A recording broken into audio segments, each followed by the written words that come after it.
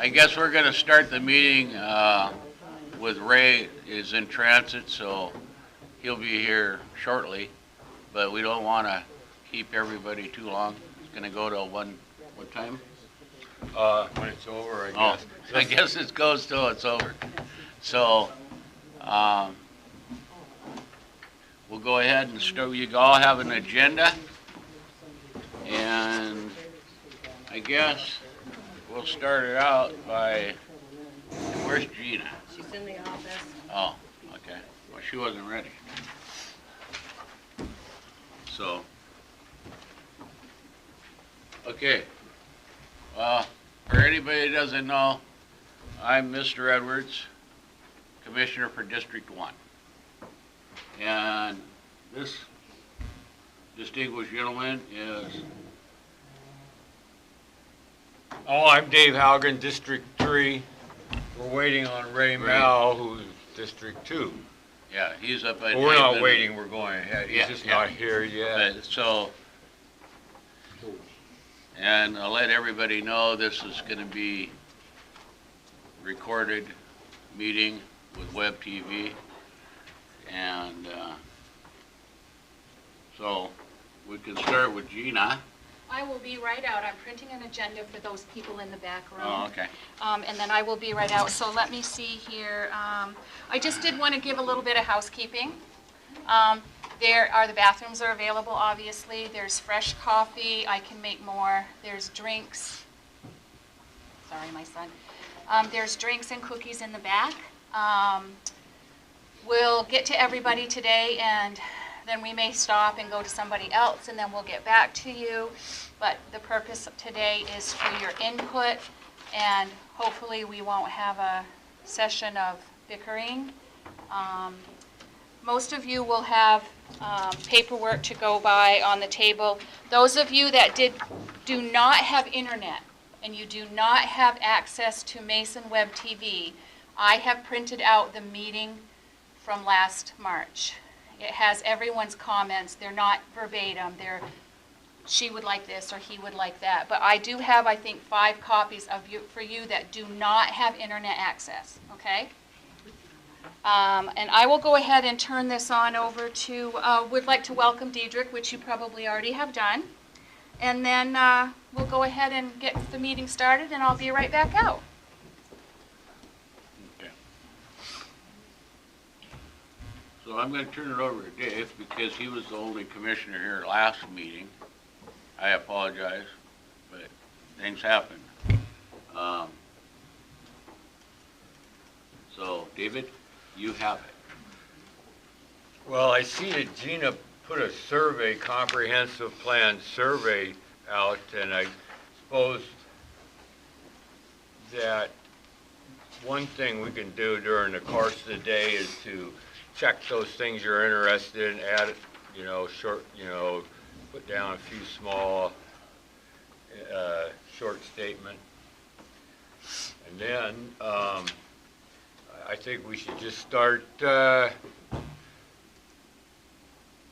well, the comprehensive plan is intended to help guide decision-making, as I understand it, by the port of Dewatto in any matters leading into the future. So we are in the process of creating a plan.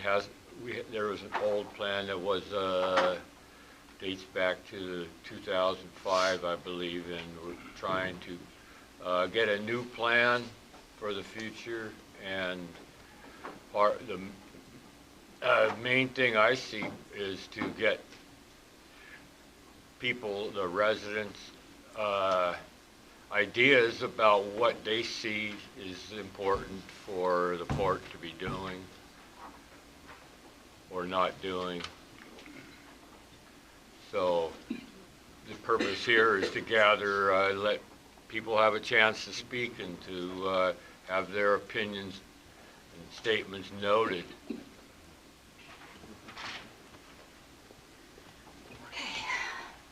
Do you have anything to add, Gina, on that? Really? Yeah, you want to anymore, or we just, I need a pen. let people, say what they feel and try to be brief as you can and try to everybody be polite. Did we already say that? Yeah. Did we go over the summary? My apologies, did we go over that? Okay. So, Chris Tompkins and I went over the meeting from the last time, the comprehensive meeting from last time, and she was nice enough to put a summary together on what happened and what most people want to see at the Port of Dewatto. Not everyone is in agreement with everything, and we are aware of that, you know. But to come together as a neighborhood and community and just decide what you think is best for the port, this isn't going to happen today or tomorrow. It's still going to be a few months before we can actually compile all the information and get it together. But my goal is that we'll have a comprehensive plan before the end of 2019. We've waited long enough, I think, don't you? So you all should have a copy of that. And we can go ahead and start with comments. We'll go by tables. And Deanna, I'll go ahead and start with you. Do you have any comments or concerns that you would like for the port? What you would like, what you wouldn't like? The thing that, years and years ago, they had a person that had a little trailer that stayed at the campground to watch it. And they had hardly no trouble down there at the time, because there was always someone there looking at, watching the place. Okay. And then when that fizzled out, was no longer available, then Chris would go down there, and she ran into trouble all the time. Yeah. Threats and everything. Right. So that's the only thing I have, is have somebody down there all Okay. the time in the Just summer. through the summer. Okay. You know, I'm gonna just say what I gotta say on that one. I'm all for that. The only problem we have with having an on-site host is that we don't have any water available and we don't have any sewer. I mean, we could make arrangements for, like the guy that pumps the Santa cans, he comes by, he empties the guy's sewage tank. We could make that arrangement. I go along with that. But the water source is an issue. Maybe, the right individual, it might not be. They So, used to come up to my place and load up garbage cans full of water, everything water. I told them they Yeah. could come and get all the water they wanted. well, that's what I mean. For the right individual, you know, it's not gonna be a Belfair State Park Right. facility, you know, but having, like I felt, a retired, veteran guy that's traveling around and, you know, the federal parks, like in Idaho and stuff like on the Snake River, they have these remote sites that people, they actually sign up for them in increments. And they spend maybe a couple weeks here, a couple weeks somewhere else. And there are some that spend the whole summer in one location. So yeah, I'm totally in agreement. You know, if we had somebody there, that would eliminate 90% probably of any of the mischief we were exposed to. So. EJ. To highlight that a little more, I feel before there's any future development of any additional campgrounds, boat launches, you need to maintain the current asset that's there. And if that means paying to get water and a septic installed so that you can have a certified camp host down there to maintain that asset, that should be your top priority. And then moving forward, after that's been completed, start to identify other projects that you may want to facilitate, such as campgrounds by the Haven Lake or campgrounds by Collins Lake, and then very last, I feel our district has been hit with the brunt of the development in this port when the other two port districts have not seen any port investment, any campgrounds of sort, any economic growth or viability, we need to share that burden. It shouldn't just be all solely on the residents in District 3. And before there's any discussion of development of another campground in District 3, you need to maintain the current one that's existing before you expand onto another one. We're just gonna have 2 campgrounds that are gonna be mismanaged in the winter times. Well, they're managed now that they're closed. And I think a lot of the locals in our district are pretty united in this, that we don't want to see any more development here. Mr. Jean? I don't know who was next. Go ahead. Yeah, Jean Bray.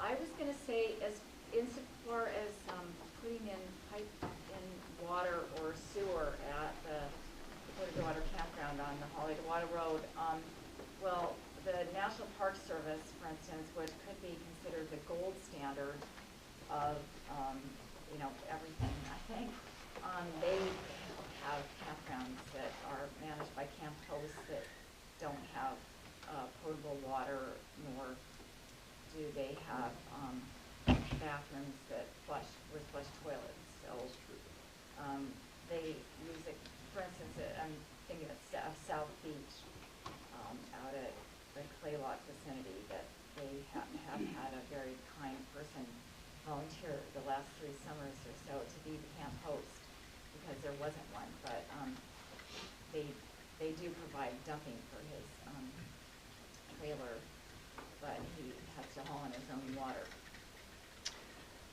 I would assume that, you know, if the port's open, he could come up here and get water for the weekend or week, whichever. And as far as the sewer, possibly we could pay the fee for him to dump at Well, depending on the type of system he has in his RV, if you use a cassette, you can bring a cassette right in here and dump it right in the toilet. Yeah, so, I mean, I think that would be a better option. I mean, just the manager. I think that would be something that could be discussed, so. Mr. Coffey, you're next. Me? Wes, Yeah, I'm Wes. Gosh, there, you know, I think, like you said, there's a whole bunch of things here I agree with, and there's a whole bunch that I disagree with. I think that our helipad should be number 1. I think it should be done already. I think we're dragging our feet with that. I think that also, I agree with the park we have needs to be maintained in a way that so all of this, the problems we're having go away. And, you know, this is not rocket science. This isn't, you know, we're not inventing the wheel here.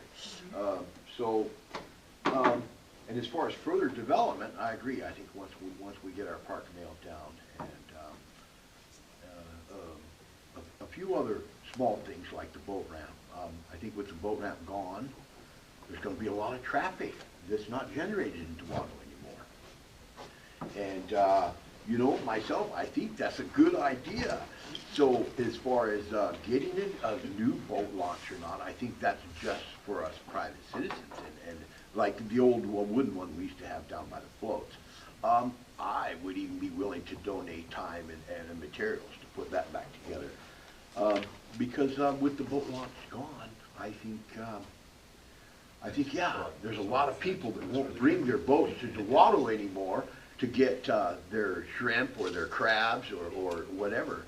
But, you know, I moved out here a really long time ago, and it's changed. It's changed to where I used to listen, and about once every 3 days a car would go by. I must have 20 of them going by my house every day now. Now they're making commercials down here. Yeah. West Sound Auto, everywhere. So, you know, I think it's been said that, yes, there's a lot of us that don't want no more development, and I would almost like to scale back a little of the development that's already on the table. I think as far as developing that property out of the bay, nix it. We don't need to develop that. there's no reason to. We don't have a boat launch. We don't, there's not, if anything, okay, open the gate, clear up a little space up there for some cars to park, for all the clam diggers that come out in the summer, but hey, you know, this is our little slice of heaven. I think that, I feel like, you know, we're very privileged, and I think we need to, keep that in mind, that we're just the caretakers. Good point. We should be looking at preservation of Yes. some of these lands so that they're here for future generations as well. We don't need to develop Right. every developable piece of property. You know, preservation has its beautiful aspect as part of this, and I don't see any of that on here for the ideas, you know. If there's 10 acres of land or 9 acres of land, let's work on trying to preserve it in the bay instead of trying to develop it in the bay. Yeah, nature has. Yeah, I mean, I think when I like that school land, acquiring the school land, that's always been a key issue with me, because it was school property, belonged to the people of Dewatto. It has historic value, and when they merged the school districts and they created that North Mason School District, they basically took it out of the hands of the people that it affected. And it has historic value. It should be maintained in this district as a historical site. The development that was in the previous impact deal talked about campsites and stuff like that. That was never a vision of mine. What I always saw it being is a day place where a guy who's kayaking around, because they have that new, it's a trail, water trail, people kayak. But if a guy was traveling and it was nighttime, he could pull his kayak up on the beach and he could pitch his little dome tent and be gone in the morning. A site where or you wanted to go down and watch the birds or listen to the hawks or whatever you want to do. That is what I envisioned for it. I never anticipated or even wanted. I like that place. That's why I guess I'm still on it. My biggest fear is the DNR having possession of that property is going to trade it to someone, and then they're going to do what they want to do once it becomes private ownership. Right. And so I think it's an issue that needs to be addressed by everyone. You know, I tried to lease it. I filled out the paperwork. I submitted them to the DNR, and they said they were in negotiations with the Parks Department, Mason County Parks Department, to develop that, and they showed me, and then I went down and talked to them. They showed me a map where that piece of property was identified as a future park site. So that stalled us. Because DNR won't let us get it, whether it's a lease or a purchase or whatever. I know there's legal avenues for us to travel, but it's a tremendous cost. And I don't think, in fact, I know that the port doesn't have that kind of money. I don't want to bankrupt the port to get a piece of property. There's nonprofit organizations that can help facilitate partnering with the Port of Dewatto to try and apply for grant funding. The problem with that property is it's DNR school trust lands. So if it's sold, it has to be sold at highest and best use, or it could be traded for equal value. So the port could enter into a partnership, say with the Great Peninsula Conservancy, to go through and look at trying to do a trade of property somewhere else that they may have to keep value in the school trust division for putting this property into a joint partnership with Great Peninsula Conservancy and the Port of Dewatto for long-term preservation, conservation and preservation. And day use, great, but there's a lot of private land. There's thousands of acres of private land around the 10 acres that we're talking about, and having campers set up there with unregulated fires, I don't like that risk. So I don't, nobody's gonna be able to patrol it that well since it's not budgetary, they're free. So day use of trails or something up there for general public, I think would be fantastic. And there is an avenue, it just needs to be explored. And I think the port would definitely be a better manager of that 10 acres than DNR as a large conglomerate at any division, because we're localized here. We don't like you, we'll just re-elect somebody that we do like. So, I think that there could be some good working relationship on that property. Well, and that's something I've talked to the Conservancy, but that's, somebody has to have the time to devote to these tasks. The commissioners, we have one meeting a month, and we can't talk to each other. And Before the meeting. we can't. We got, if the three of us or two of us wanted to get together, we can't even have coffee. Because it's against the rules. So how do you get any business done? Well, you have to have the right people, staff. Staff is a key issue. We finally got somebody that is taking an interest. So, Can I speak? you can. Thank you, because I don't want you to talk all day. You're supposed to listen to us, remember? I am listening. I just want to go back to, I know you have a vision and you have your ideas, Oh, yeah. but you're here to hear our ideas. Oh, And I okay. think it's critical that what was in the old plan needs to be totally abolished, because it was all about commercial development, high-intensity recreation, more assets for the port that you can't maintain. So we just need to right now acknowledge that that is gone, and then we need to start working forward. And I think I want to hear every commissioner say that we are not about commercial development, we're not about high-intensity recreation, probably more about preservation, low-access development. I think comments that were made earlier about being able to maintain what you have, the campground that's currently in existence, and this building. But one thing that was huge that we talked about at our last comp plan meeting in 2017 was that park down there needs to be self-sustaining. We should not be subsidizing it, and we certainly shouldn't be looking for any more campgrounds if the ones that we have are not self-sustaining. So these are the things that we need to start working into the goals and policies of our new plan. Maintain what we have, make sure they're self-sustaining, focus on preservation and not high-intensity commercial and recreational development, which have been previously in our plans. Those are the things that I think are absolutely key, and I hope those points are going to be taken down. I know Chris is taking some copious notes, so God bless her. But I do want to give a shout out, because some of the things that we were concerned about in 2017 was Port of Allen. I think this port did a phenomenal job stepping up to the plate and ending that problem. I think there's a good working relationship. There's no longer a threat. I think you guys did some really good things in addressing that, so I want to give a shout out to you for that. That was good, so we can pretty much check that off the list from 2017.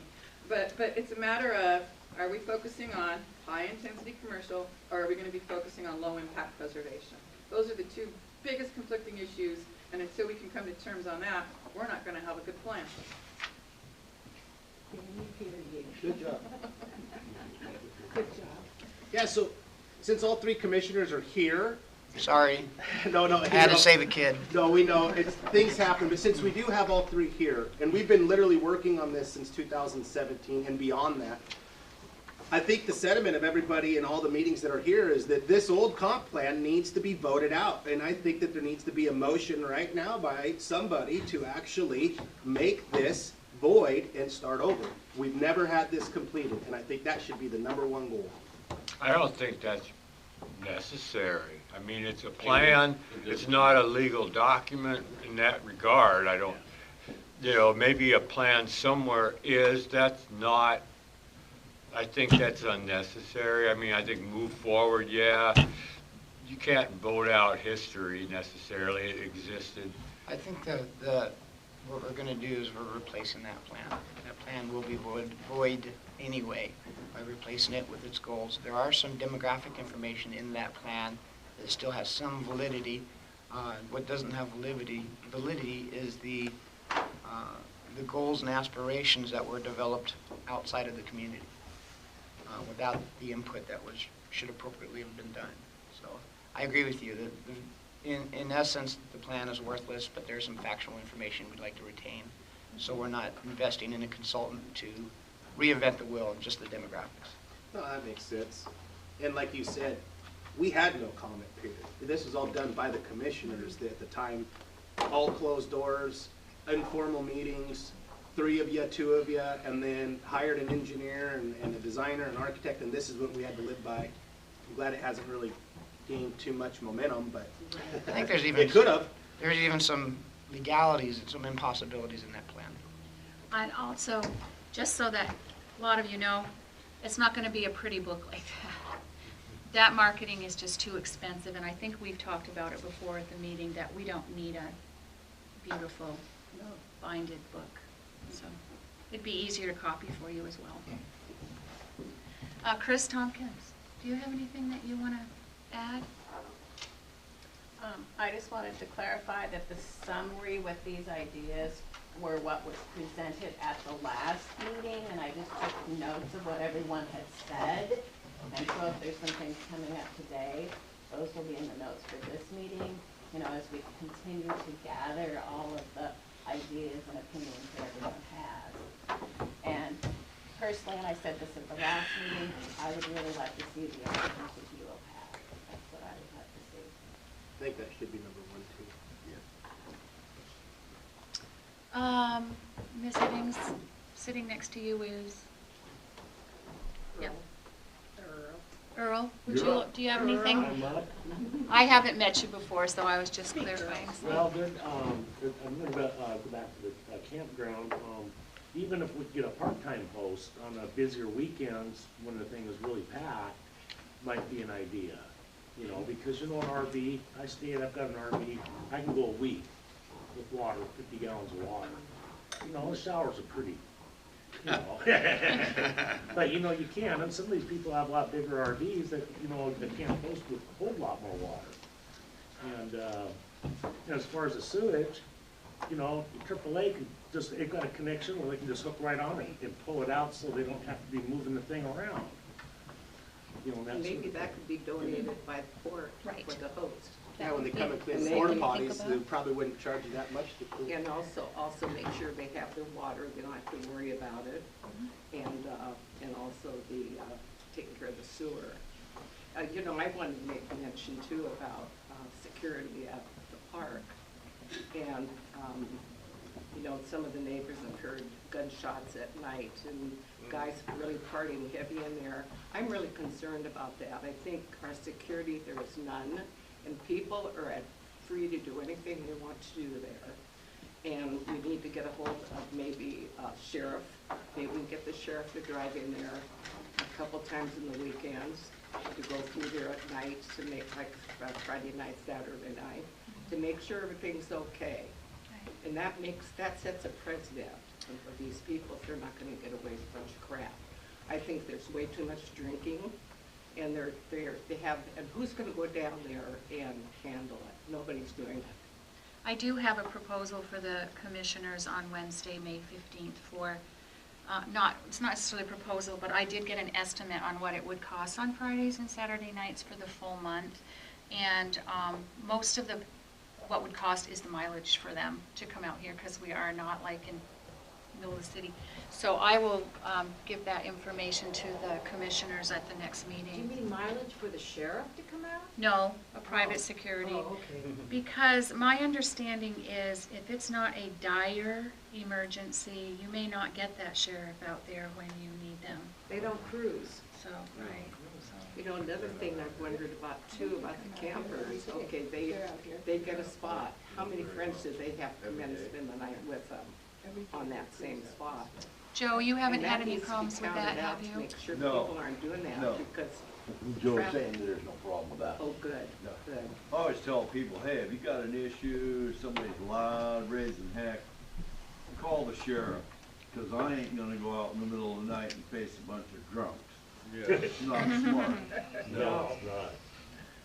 drugs that are. And really, there's been minimal, trouble. You know, the place is, pretty clean. Of course, it was good that, earlier it was mentioned, last meeting, Dave has done a lot for the campground. And my name was mentioned, but also on command Mr. Eddings, he did a lot of, volunteer work, putting the rocks in and donated time and a machine, and That one? it helped to have the place closed Okay. during the winter. Thank you. Yes. Well, I care about our community. I want it safe, I want it fun. I want us to all, you know, we're not gonna get along with everybody, but if we have, it starts with our families here, and then it starts with our local community, and how you raise and grow is really how you're gonna live your life. And I like to live with peace with my neighbors. You know, I'm not gonna get along with all your ideas, you know, Ted, but I do like you. Like, you know, I'd have you down for a burger if I had extra one. I wouldn't give you mine per se, Don't but count on I'd give it. you an extra one. I wanted to also talk about Dewatto, and ever since this lawsuit started, the last year or two, there's been less and less people coming out to the beach. And I think they realize what's going on between Eddie's family and the state. And they feel for us. But what I see is people bicycling through, they walk through, they drive through and look at this beautiful, beautiful place. And that's something in itself. It's not just about picking oysters, it's about the beauty of it. It's gorgeous. It's our neighborhood. The community, we've made this area what's so special. It's not any Dewatto natural resource conservation area that the DNR may want to start or any other agency. All of us in here have been stewards of our property, neighborly, and we've protected it. And we will be able to protect it better than any outsider that just is driving up once a month from Olympia to take a look at a bunch of garbage that's dropped off out here. We're the ones that take care of it. And having these community gatherings more that you have on here, I think that's where you're gonna get to see even more neighbors that will help get involved to help maintain our surrounding environment.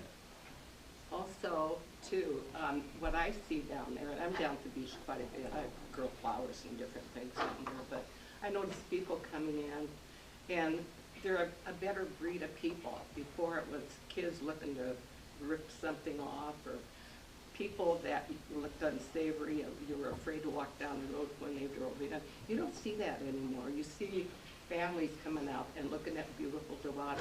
That's a start. And it's just really, it's upgraded so much than it was 10 years ago. What do And you we think are about, Barry? stewards of Excuse me. Dewatto. All of us are. Well, I'm pretty much in agreement with this, because I think that, I think that it is beautiful out here.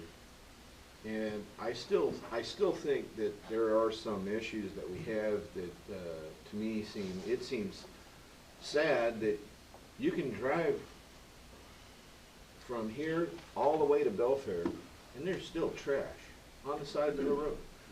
Why? Why are people still littering? And if it's against the law, why is it still happening? The Woods Fairies pick it up. You know, and Dave has gone out, I've gone out and picked up trash. I mean, Yeah, it's not the But local it's- residents. no, you're right, it's not. And then, like you said, now, you said before, you only heard 3 cars a day. When I first moved out here, we've been out here now for 13 years, 14 years. And Dave, you've been out here forever, so. No, I've been out here 35 years. That's not forever. But, I mean, there's been 10 cars that went by here since we started this meeting. 11. Where'd they come Yeah, from? well, and I mean, you know, this meeting has been well advertised, I think, compared to, and I think there's less people here than there were at the last couple. So what is going on as far as that? The sun's shining. Yeah. It's opening fishing day. Yeah, I almost didn't come. Well, There I actually almost are some didn't come different because people today. I was gonna be at work, but I'm here, so. Do we remember when we were the CRT team and once a month we had a meeting here? And after the meeting, we had a meal? Do we remember how fun that was? Do we remember how great it was What is to be CRT? with our community Citizens once a month? And it was, Team. you know, Okay. we were good for the community. I suppose it's still here. I do not participate anymore. But we need something that drags us together once a month.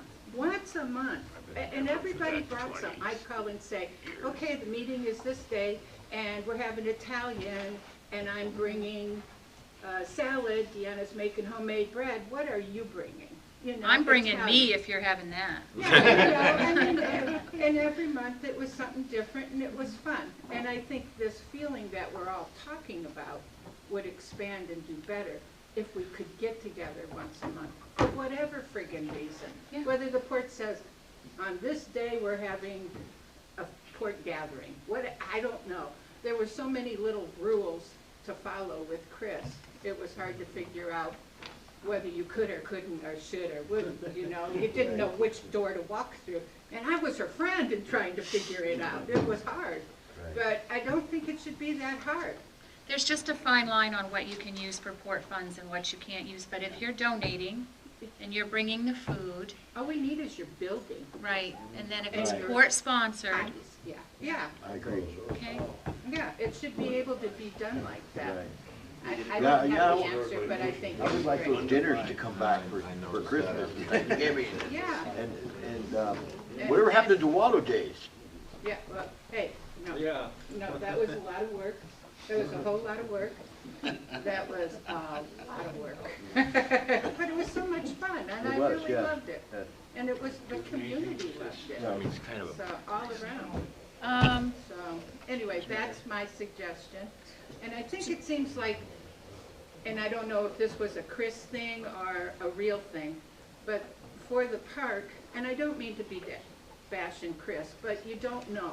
And so, the park, it seemed like you only have an acre there, and when they looked into putting in septic and water, there really wasn't enough room with the land that's the counties and blah, blah, blah by the river. I don't know any of that stuff, but it seems like there was a conversation on that.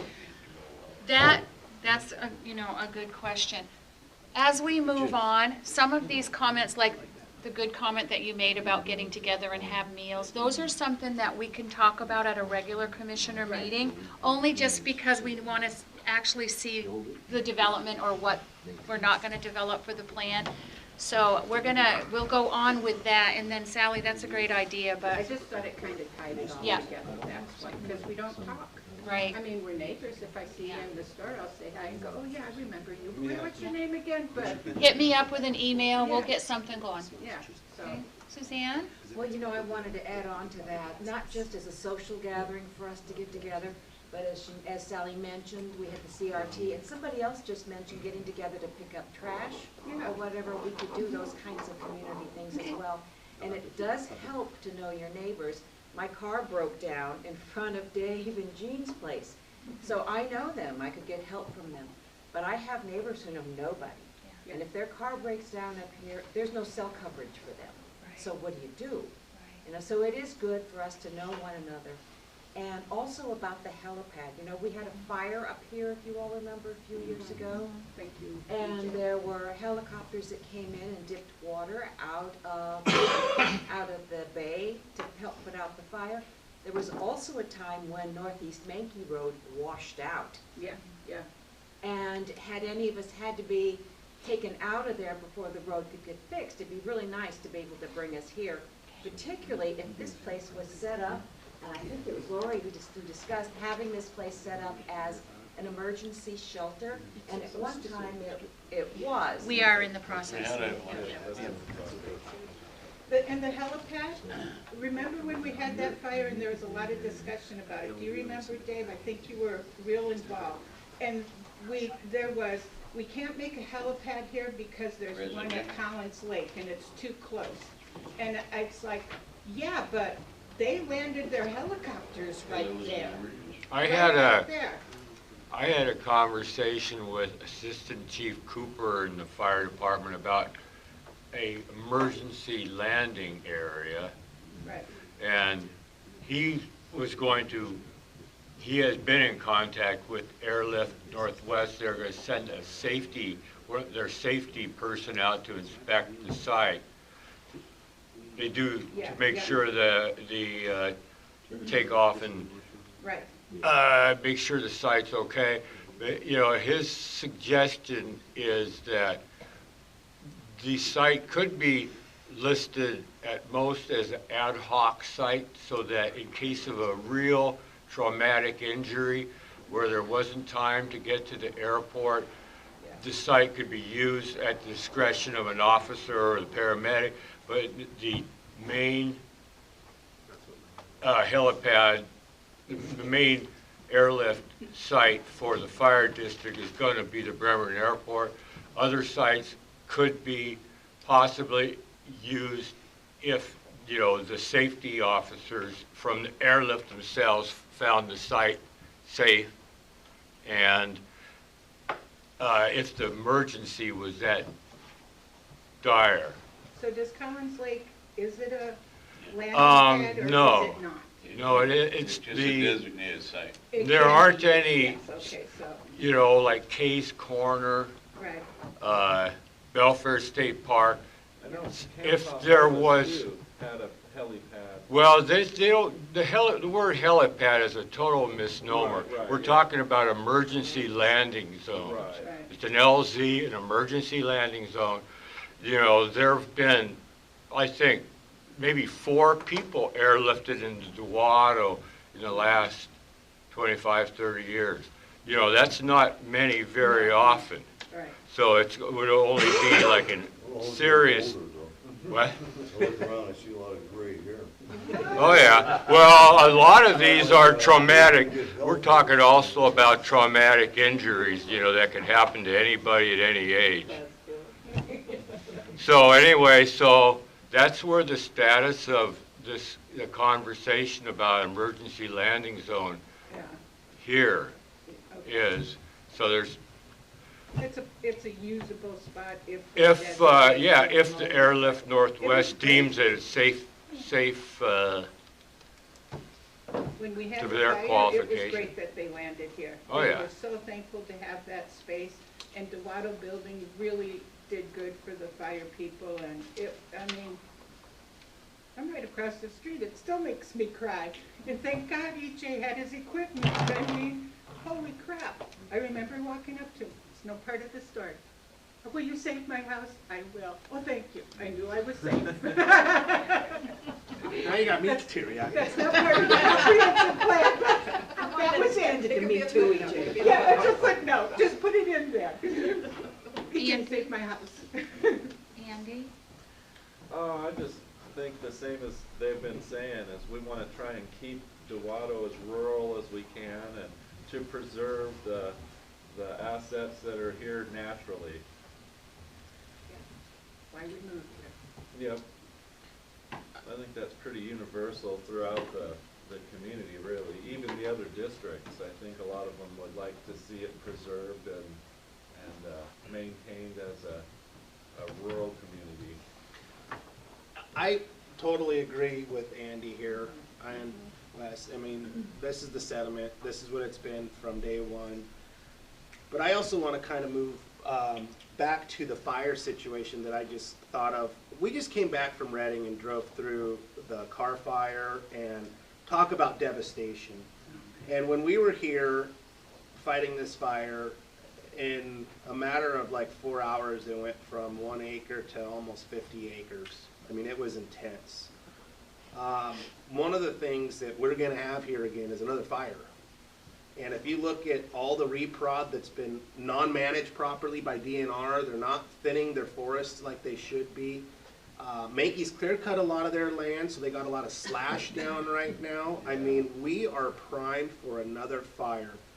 One of the things that we did not have for our local fire department that would have been critical in saving structures if this got out of control is having fire pumping facilities at our local lakes around here or tributaries that we can build that the tenders can easily hook onto. They can't pump salt water into their tenders.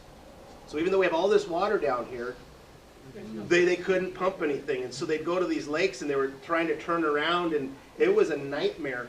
They had to call in the Canadian Air Force to come in and put fire retardant on us.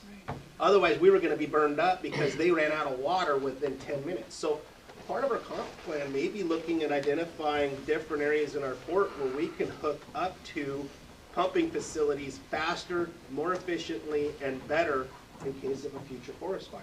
Collins Lake That's had, really good. Collins Lake had. Or like Avon Lake, at the boat launch Yep. by the dam.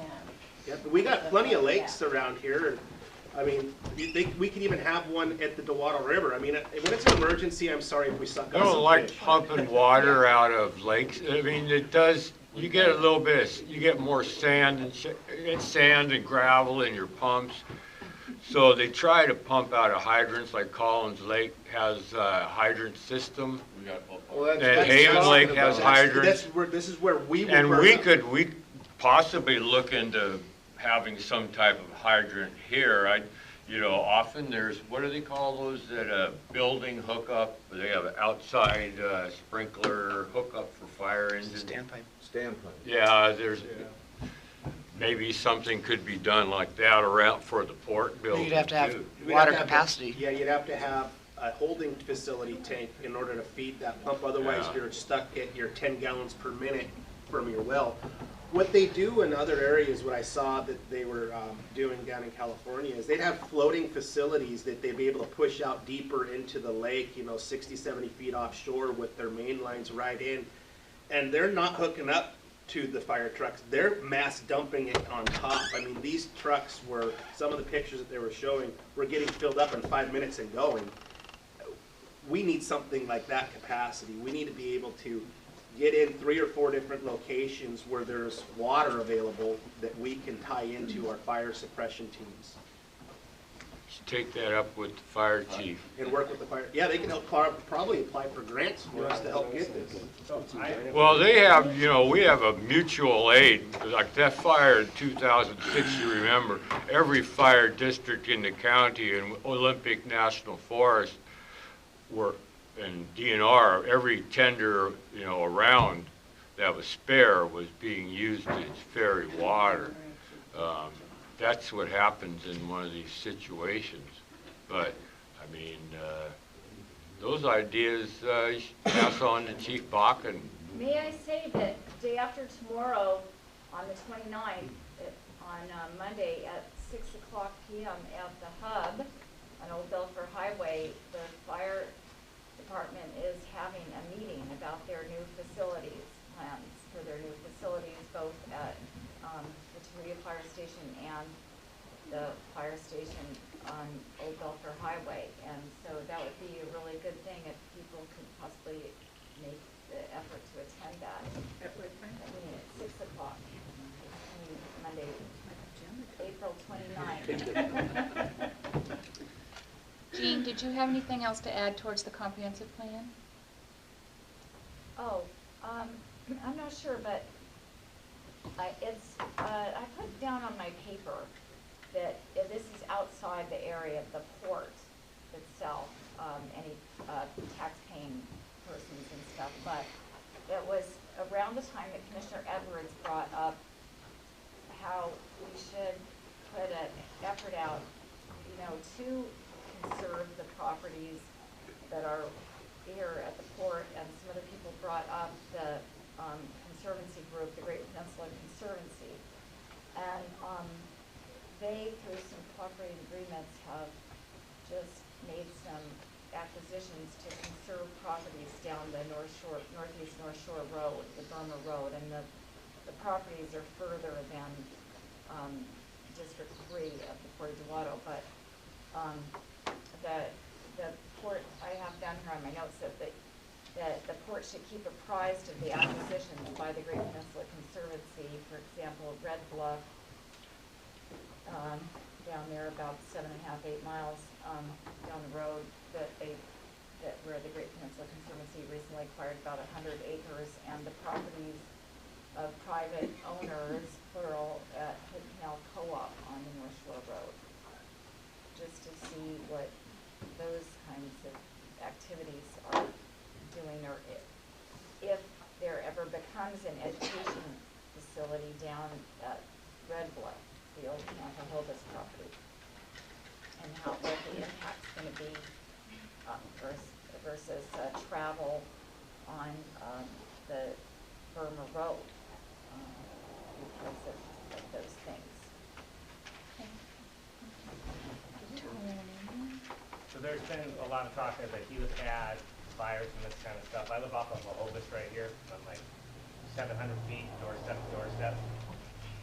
I'm pretty well against this helipad. I've been talking with Tim Sheldon and both Drew McEwen and Dan Griffey. Boeing put out a statistics that say 85% of aircraft accidents are going to happen over the helipad.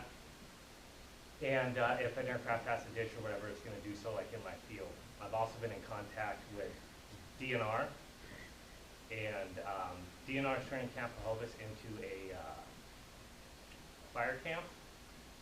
And I was talking with Andy Aschenberger over there, and he said that they might entertain the fact of putting a helipad over there. I think that would be a safer option. We just had, what was it, a year and a half, 2 years ago, a helicopter that crashed in Seattle over a pad that they use all the time. It's like a news helicopter, I think. And I got kids, my neighbor's got kids, Andy, and it's reasonable to assume that debris from the helicopter will end up on my doorstep. Let alone the fact that for helicopters, low light ops, low level flight, landing, takeoff, ascent, and descent is where all of your accidents pretty much happen. 85% of them. That's going to be happening right next door to me. So I'm pretty well against that. But talking to DNR, I think it would be wise of them to put a pad in there. It makes sense. They're turning that into their fire camp. And we can put all the stuff that you're talking about in there. I also talked with DNR about putting a gate in over Hobus past my driveway where there's a turnaround because Andy and I have seen it. We had a whole bunch of people out there shooting literally at his house. DNR came out, they witnessed it.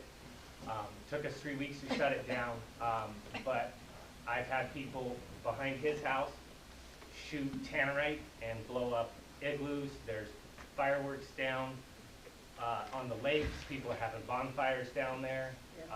So I'm really trying to push DNR to put a gate in there so they can close it during the off season or during fire season. I know it really sucks for all of us that use those gates, you know, going back there, but I think that's kind of a wise thing. For me, like, I think, you know, I have kids, I'm young, I see, you know, a lot of you guys, you know, got me by a few years. Well, you know, there's a lot of other kids in the communities that's out here. I think, you know, I think it'd be cool if you guys, you know, did something like they have in Dewatto or whatever, where you put like a little community, like a little playground or something out here, maybe like some barbecue pits or something, lock it down so, you know, just the community members can come out here and do that. You know, I agree with a lot of people. I haven't been too involved here, but from what it sounds like, it sounds like the port is too focused on external stuff and not here like in the community, like what we're gonna do. I'm gonna be out here for a while. I've probably got another 30, 40 years, you know. I'll be gray-haired sitting in one of these meetings someday with some young kid with his hat turned backwards thinking he knows everything. You know, but you know, I got kids. I got an 8-month-old and I got 11-year-old. Andy's got kids. You know, how cool would it be for the kids from the neighborhood to come down here and be able to play? Like, we don't have that here. Like, our kids can't interact with each other. They ride the bus, and then, you know, they can't do anything. You know, how cool would it be to come down here, drive down to the park? You know, maybe we got keys or something, or walk down. Yeah, I can walk down for sure. You know, like everyone says, traffic's getting kind of crazy with that blind corner down there. I'm sure it's a matter of time before one of us gets T-boned trying to turn in there. It's ridiculous. And, you know, talked about putting extra campgrounds and stuff like that up here. It's just... It's scary. It's scary for us in that aspect, let alone, you know, you guys put all these rocks out here because somebody flipped a truck out here. I've heard people shoot out here at all hours of the night. You know, Here the other night, it was just massive shooting. During the day. Who's shooting? well, it's ridiculous and it's scary, and then you got people back there, you know, trying to start fires, and you got DNR's looking at closing down the Aldrich Lakes campground because you got people out there squatting. They got homeless people out there. But they opened the gate to Howe Lake. So, you know, I would like to see the port become more focused on the community, the kids that are in the community, and that kind of stuff, rather than trying to bring revenue into the port or whatever else. Let's focus on doing stuff for the community. Like, I'd be happy to pay dues to have a community campground, you know, that we could come out and hang out. You know, whatever. That's gonna have more use than a helipad that then people are gonna jump the fence and they're gonna do whatever and, you know, screw around there or put the rest of us in danger. So, you know, that's kind of where I'm at. Good point, man. I'd like to comment on your DNR current management of their land. It's a mess, and the only way that they can control it is to gate it off. Here in the next 2 years, you're going to see DNR coming back presenting this great idea of the natural resource conservation area in Dewatto, that they're going to have passive recreation for all these people. And look how they currently protect our resource right here. Bombs, cars, meth addicts, trailers, squatters. A sunken boat is still in Dewatto going on a year. Scotch broom. Scotch broom, forest fires. So anything that DNR has to offer, which their fire suppression crew, I want to admit, is one of the top notch.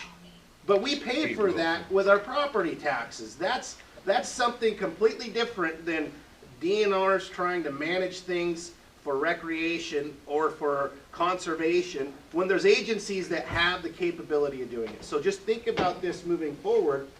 When they come and knock on our door again, which they will, we need to be able to be prepared to say, you haven't proven to us that you are the best steward of the land. Look at your backyard mess and compare it to ours as our community.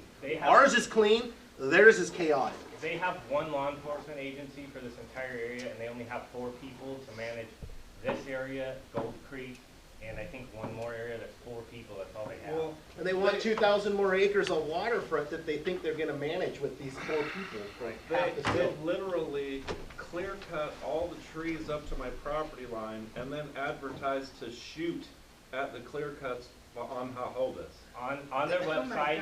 They literally did that, and people were shooting at my house. I witnessed that.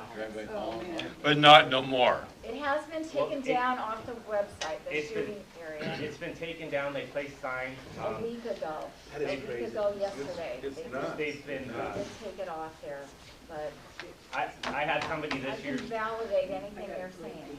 I had somebody this year try to shoot a deer in my backyard while I was outside with my infant while we were downrange of them.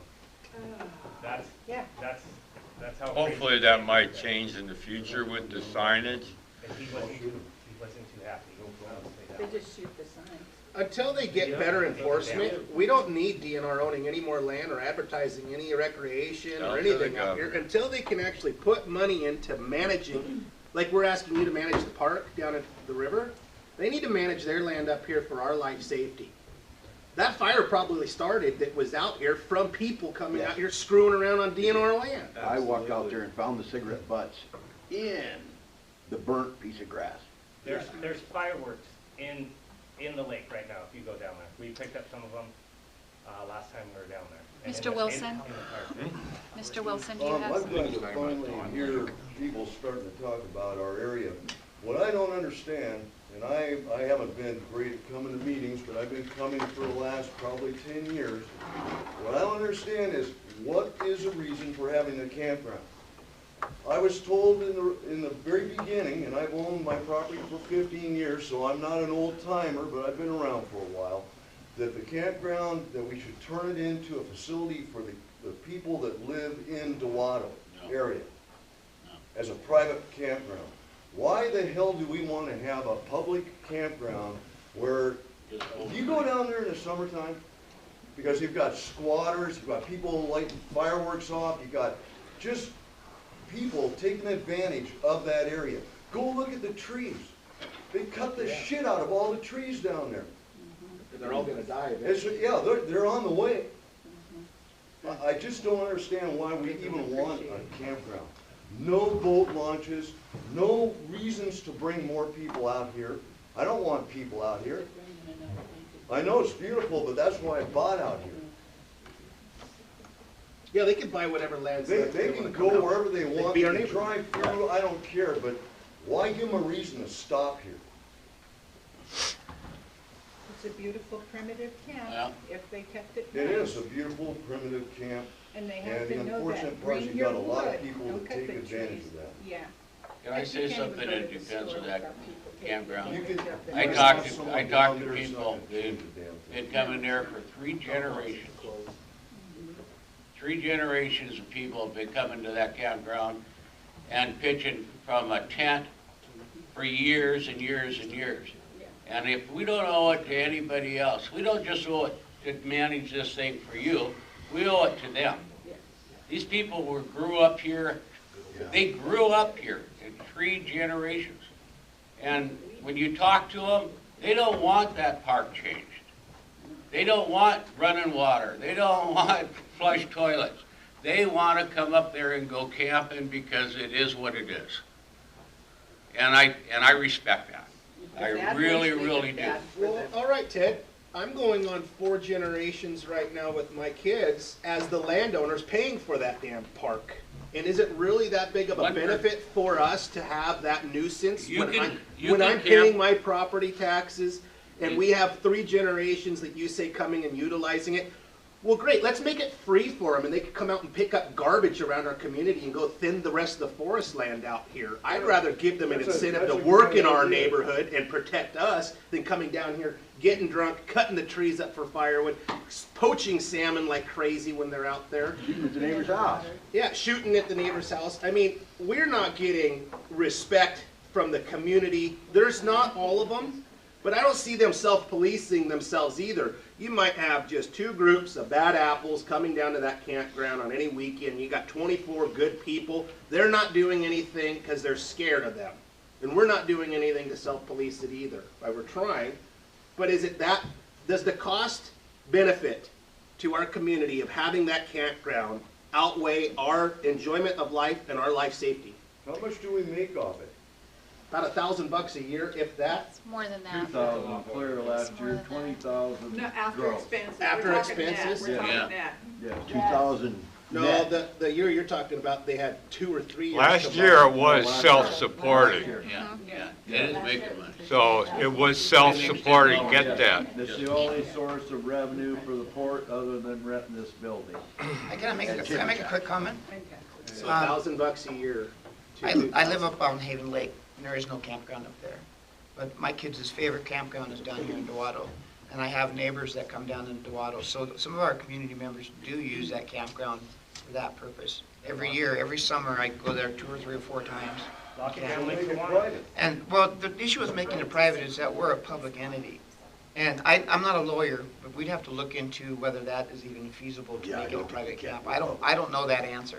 But as a community member and as a commissioner, I can sure look into it and try to give you a response. There are a lot of community centers where they've got a place on a lake blocked off for just the community, so it can be done. If it's, Well, Steve, I think you're a hateful commenter personally, and I think that we should have nice people in Dewatto that don't have the sentiments that you're expressing in the way that you're expressing them. And I know You know what? other people from Okay. this area and that live in Mason County that love to use the Port of Dewatto campground. They're professional people that have means. It's not that they're, you know, the scumbags or the dirtbags. They're coming out here, as it was said, that it's a percentage maybe of the people. I have been to the campground a fair amount, and I don't see where the trees are being destroyed or cut down at all. And maybe we should need to go on a walk of the campground as an exercise to look at that. But the port itself has felled some trees there for safety reasons. And I suppose there has been a little bit of chopping of the trees in the past, and that should not occur by campers, definitely. It should not. But I think that the campground, as a campground, should be considered to stay. So that's, I'm gonna interject here. Let's take a 5-minute break. Just kind of take a 5-minute break, have something to drink, use the restroom, smoke them if you got them, whatever you need to do. stretch your legs. And we'll adjourn. Thank you.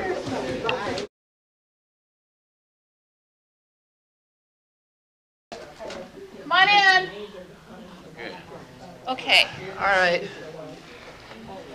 We have two other people that, well, it's a husband and wife that would like to speak. Robbie, you and Jason are up Yeah, I'd like to reconvene the meeting, please. to speak what you'd like for the comprehensive plan. Okay, Jason?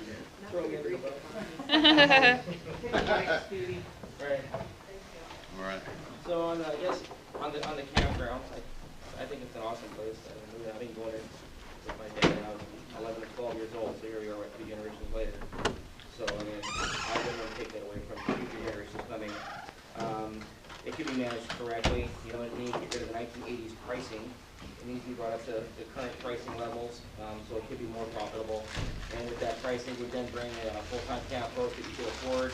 You would then have the septic company that comes in and pumps the containers now. They can easily pump out the trailer that the camp host is staying in. My stepdad lives in a trailer, and that's what they do for him. So it's no big deal. I know it can be done. A water tank on a portable trailer to run up the hill here to fill once a week or once every 2 weeks. It's a 500-gallon deal. I'm sure that's easily attainable. These are all easy solvable problems. This is not rocket science. And if you have a camp host there, it's 24/7. The likelihood of fires and problems happening down there goes down. I'm not saying it eliminates it, but it certainly goes down. If there's an authoritative person staying there, the chances of riffraff are diminished, not eliminated, but diminished. I'm for preserving how it is out here, conserving how it is out here. I don't see a need for any campgrounds anywhere. I don't understand how that would help the community at all. So yeah, that's kind of where I'm at with it. You know, I don't see any reason to change much. You guys have done, we all have done a fantastic job of keeping it the way it is. A private boat launch would be pretty cool, but it doesn't have to happen, you know.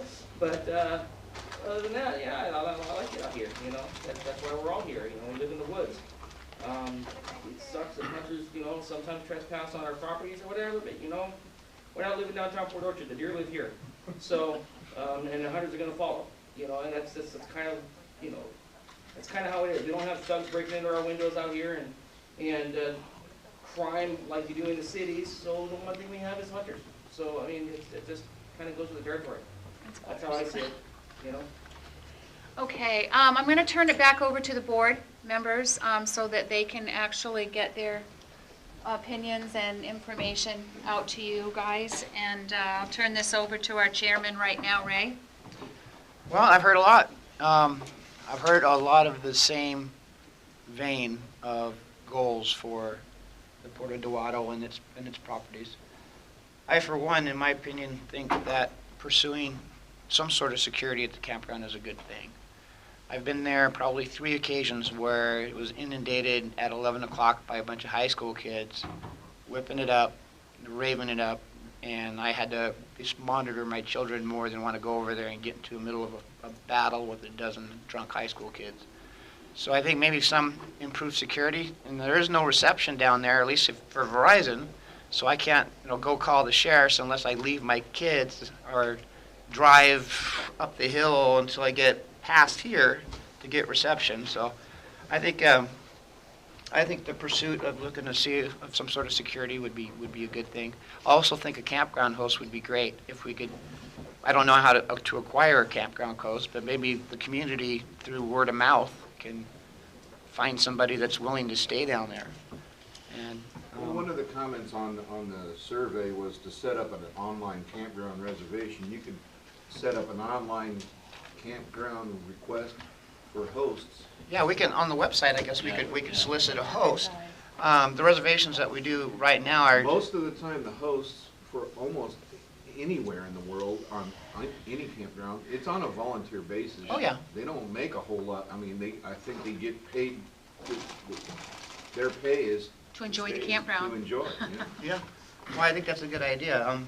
They get to stay for free, so. So I guess in my mind, our comprehensive plan appears to be maybe 1 or 2 pages long, really. And then 35 pages of demographic data, if we even need to have that in there. But yes, ma'am. I'm sorry, I don't mean to interrupt, but I wanted to make sure I got something clear. There was some discussion about closing the campground down and just making it only for people who live within the Port District. Did you say you were going to look into that? Yes, ma'am, I was going to look into that to respond. That's all I don't know for sure, but I think there's some legalities with that being a public agency. But I really don't want to speak without having some knowledge to be able to respond to that question. So No, I just wanted to make sure that that was something that was going to be considered. that was something that I'm going to evaluate, yes. At any request, any community member can ask of us. I mean, we're working for you. Is there any way to sit down and make the goals and the rules of the campground more visible and have a penalty of, excommunication of using the campground if they break the rules? If they're shooting, they have fireworks, they're drinking, they got loud music after 10, whatever it is. I agree that 90% of the people that use the campground are not the problem. It's the minority individuals, the kids, the Navy boys, coming out here, and then you do get riffraff that are just, they're in their 50s and 60s, and they are just, they like to party, man. The signs do say they can be removed from the campground and they will not be admitted back in. We can make the sign bigger. So signage, yeah. But we also need to have somebody enforcing that. Because it's, the security will be able to say, and take your license plate, have a policy for that individual, license plate, when you guys actually get reservations, do you ask for a copy of the driver's license or anything with their information on where they live and what they are? License What happens plate. if they do burn down all the woods around here and they were blatantly ignoring the rules that we've established? I personally, if I lose my entire investment, my family investment, I want to be able to go after that individual who ruined it. License plate, phone number. And we can increase it for an address in our reservations if that's what we want to pursue. No, normally the wife takes that. Takes it, yeah, So that's we right. have backup. We do have backup for that. But I think it goes back to the security issue as enforcement, and I think it'd be maybe a good thing to add a sign that says we have private security. So, be aware, because it can even be a little bit more, it can be a little bit better even if the security guy's not right there, as long as they know that sometime, somewhere, if we can get the sheriff to drive through there at 11:30 at night, that would be awesome. Well, that's one thing I was wondering. I mean, it seems to me like there's been a lot of stuff where we say we want possibly private security, but how do we get the sheriff out here more often to patrol on a regular basis? I took a note down here to talk to them, the Mason County Sheriffs. I mean, really, in my experience with the Mason County Sheriffs, when I do have a problem, it takes them 45 minutes to get to my house. Absolutely. So if they don't have a problem, I'm just going to... Closer to town than I am. Yeah, I'm on Haven Lake, yeah. I don't know if... I'm going to ask a simple question. Do they have a sheriff's officer that roves around and drives through once? I believe they do, don't they? Do you know, Dave? They do have patrol. somebody that goes They around do the loop. on Yeah. time available. I've Yeah. seen them, they patrol some, and they'll tell you that. I remember. But everybody here who's a resident of Mason County knows the county budget's got problems. The sheriff's department's got issues with finding personnel. There aren't enough personnel on it 24/7. And that's nothing the port can do anything about. Every neighborhood wants to have more people and better response time. Well, good luck. I mean, we've all lived here a long time. We know the rules. I was going to ask them if they do rove around, when they drive to buy the campground, can they just drive in it once? Right. Yeah, That's roll it. around it. We'll do the drive down once, and then that's it. I'm not asking for them to go down there every hour or on the hour, but if you happen to be driving by at 50 miles an hour as a cop, Can you go in there and kind of? Use the bathroom. Do you have other comments, Ray? No, I do not have any So comments. Ted? Nope. Okay. Dave, did you want to update the maintenance thing on the campground that we've got going with the fence? Does anybody want to know about that? I think the fence looks great.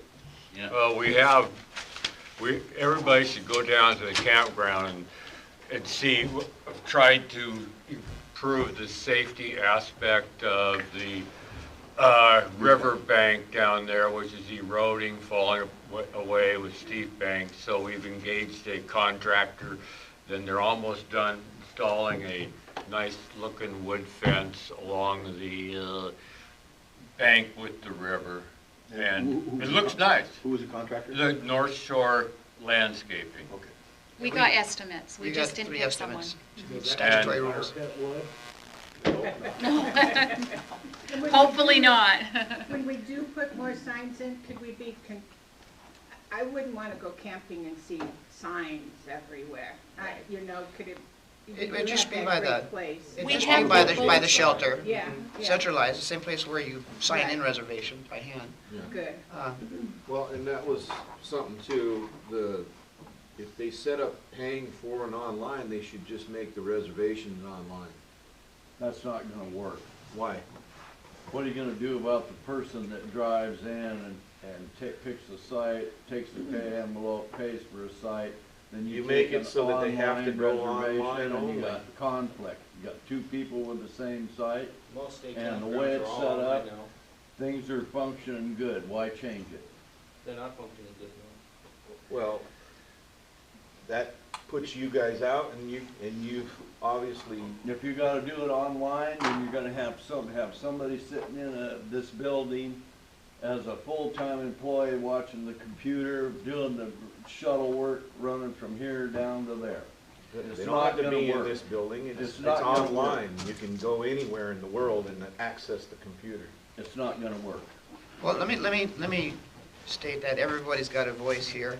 We'll take a look at it, okay? Whether it works for us or doesn't work for us because of our limited funds, but, I mean, just like looking into other things, we as commissioners can evaluate it a little bit and just respond. The other idea is, you can keep it the way it is, and when they get to the campground, if you want to put a pay pad there, where you have to pay for it before you get in the gate, a pay pad, not necessarily that you did it online, but you have to pay for it before you get your spot. Okay. So you'd still be able to call and get your reservation though, through. Yeah. Okay, I just don't we see went the over point. this was the summary that I was talking about, went over of that.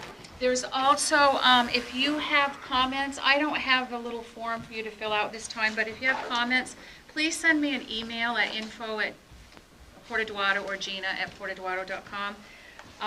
In closing, I will let the chairman do the closing here and make sure you signed in. I think this isn't over. I guess let me rephrase that. This isn't our one get-together meeting.